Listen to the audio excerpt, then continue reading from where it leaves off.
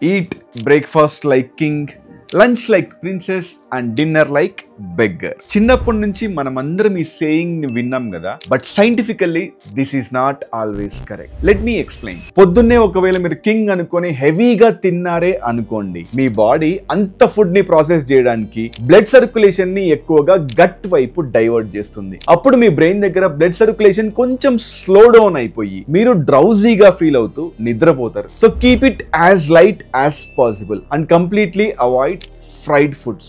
Lunch విషయానికి వస్తే ఇక్కడ మీ బాడీకి సరైన ఫ్యూయల్ పడాలి, ఎందుకంటే మన బండి రాత్రి వరకు లాగిచ్చాలి కాబట్టి. అలా అని ఓవర్లోడ్ చేయకూడదు. సో మీ ప్లేట్ లో ఎక్కువగా ప్రోటీన్ అండ్ ఫైబర్ ఉండేలా చూసుకోండి. దీనివల్ల మీ బాడీలో బ్లడ్ షుగర్ లెవెల్స్ స్టెబిలైజ్ అయ్యి మీకు సస్టైనబుల్ గా ఎనర్జీ అన్నది రిలీజ్ అవుతూ ఉంటుంది. అప్పుడు మీరు చాలా హ్యాపీగా కంఫర్టబుల్ గా మీ పనులన్నీ ముగించుకోవచ్చు అనమాట.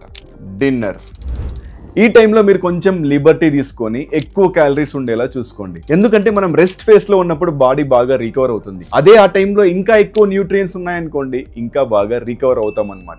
Don't worry, night time carbohydrates తినడం వల్ల మీరు ఫ్యాట్ గెయిన్ అవ్వరు, అదొక పచ్చి అబద్ధం. I hope this helps.